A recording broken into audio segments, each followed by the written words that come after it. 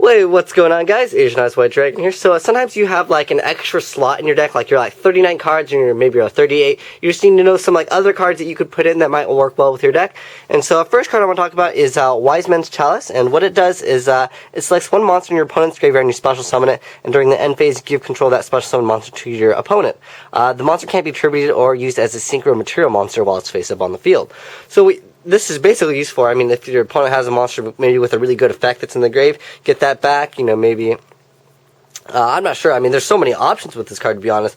But mostly, like, it's going to be used just like a good, card to, like, XYZ with. I think that's really good. And the reason why I really like it is because, if you XYZ with, like, someone's, let's say, Thunder King in their grave, they lose their light target. Or if you take someone's, I don't know, like, something that they really need, like, to start their combo off, like a Glow Bulb or whatever. I mean, if you can happen to XYZ with those level 1s, I mean, it could be an option, but basically used for XYZing, like, really fast. That's just a good option card. This one, Grave of the Super Ancient Organism. So what it does is all face-up level 6 or higher special summon monsters on the field cannot declare an attack or activate their effects. So maybe if you have problems with agents, maybe at your locals, or really, it's just a really good card. I mean, it really hurts agents, to be honest, like a lot. But keep in mind, you can't chain it to them activating its effect. You just keep in mind, you just have to just flip it up and just be like, okay, just activate it. But yeah, it's just an overall good card. I mean, if you're running something like an XYZ deck where levels don't really affect you at all, it could be an option to main deck that. Another card, like, it's just really good. It was kind of an older card, really. Exiled Force, it's just like, you have a Trish on the field, it's just basically point for point. Like, it's a really good one-for-one, essentially. And, like, what I like about it mostly, though, is, like, it gets rid of face downs. And the next card, I actually, like, main deck this card all the time. But, like, if you have extra room and plants, like, this card is just really good because it forces out those Veilers, it forces out the Warning, and then, because, like, if they have, a weak monster on the field, like, they really don't want to let you have the Breaker, because then you'll just, like, pop the Warning anyways, and then they won't have it. But then if they do Warning it, then you can actually go for, like, your bigger plays, and that's just really good. Another card, Creature Swap, it just kind of works really well with Breaker. That's kind of why I put them right next to each other. But yeah, Creature Swap Breaker is just really good. So if you have some extra room, Creature Swap, not bad. I mean, if you're, like, a one-for-one, like, a Glow Bulb or a Spore, and your opponent has, like, a huge monster, you could just, like, Creature Swap it, and it's just really good. Another card, some people do main deck this in, like, Heroes. It's just really good. Like, Penguin Soldier, you'd be surprised, honestly, how much this card actually, like, works. Like, when your opponent has, like, field with, like, XYZ synchros, like, Zen mains, it's just like, oh, Penguin Soldier, what's up? And so, Penguin Soldier's just really good. Plus, he's a water, absolute zero, pretty good stuff. Another card that anti-meta used to, like, play a lot, but, like, now it's just kind of, like, I haven't seen it as much. But Gale's still a very solid card. I mean, just, like, half Jinzo. Like, I remember when that was, like, a huge play, like, when people used to bring out Jinzo, and then, like, Gale was, like, just good. Like, it just, like, gets rid of that, gets rid of Stardust. When Shein was out, you just go Gale, half, and then, like, they always destroy their other 6 Samurai monsters, and then you just, like, it's cool, because now Shein is still half. And then, DD Crow, just an extra card, another good, like, hand trap card that doesn't see as much play in the main deck, but it's just an overall okay card. Plus, it's a dark, more darks in the grave, always good. And next up, we got a Kaiku, the Ghost Destroyer. Then another good card, just if you have, extra cards, Kaiku removes lots of cards, and, it's just whenever it inflicts damage, so if, like, you happen to run Forbidden Lance as well, and you can just be like, okay, attack, maybe they're attacking with, like, a huge monster, and you just go, oh, it's cool, Kaiku, I'll just lance your monster, and then they take battle damage, and it doesn't have to attack directly, it's just whenever it inflicts battle damage, which really makes it a lot better. The next card up, Tragodia, another card I personally like to main deck, but, if you have some extra room, and maybe you don't set that many, like, traps and stuff, Tragodia is a very good option, just because, it protects from OTKs, and then, it's just really good for XYZing as well, and stealing monsters, mostly. Another card, Judy Warrior Lady, just overall good, gets rid of, like, problem cards, really, and, it's a light, the off chance that you don't remove or it gets solemned or, anything that happens, it's just another good card. I really think that this card is good.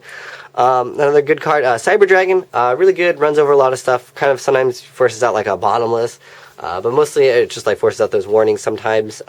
Also really good against, like, Karakuris in general. Like, if you, main deck 1 or 2 and you have to play against Karakuri players, you have a really good advantage already just right there by just having that Cyber Dragon.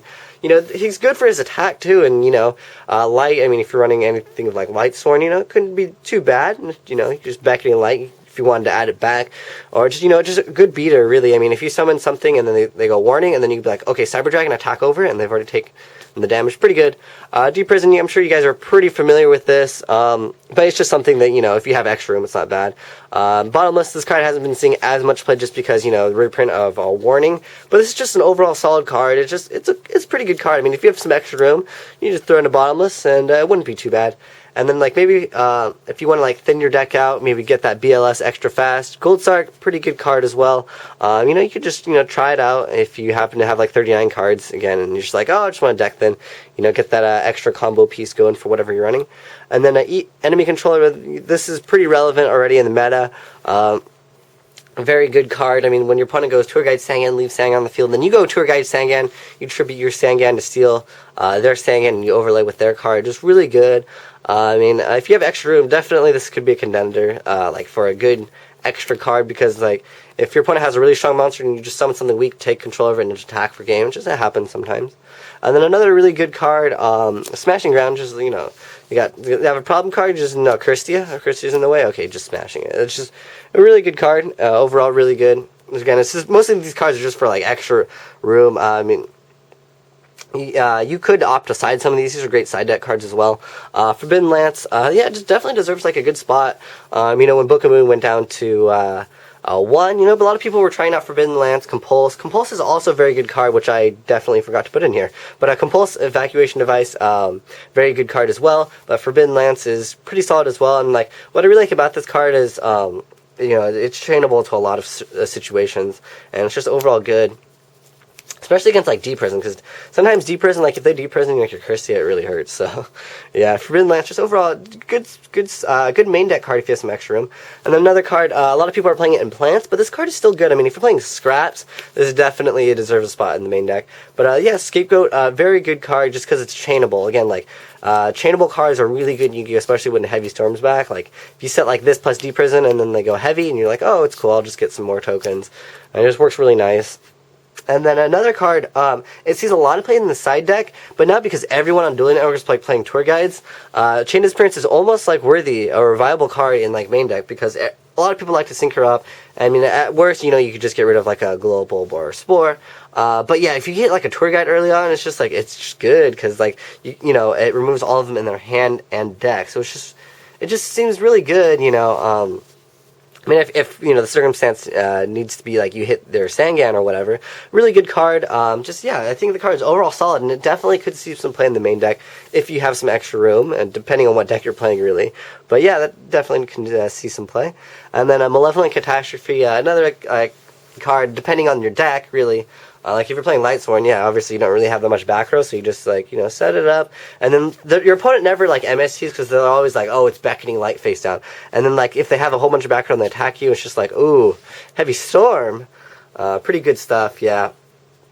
So Malevolent Catastrophe definitely is a card you can consider, depending on your deck.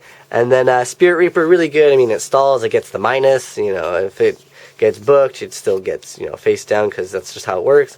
There's a lot of stuff Spirit Reaper's just good. It really is. And if they target it, obviously it just goes away. Because usually when people target cards for Mind Control or something, they're gonna hurt you anyways, and then therefore it just it gets rid of it. So it's really good.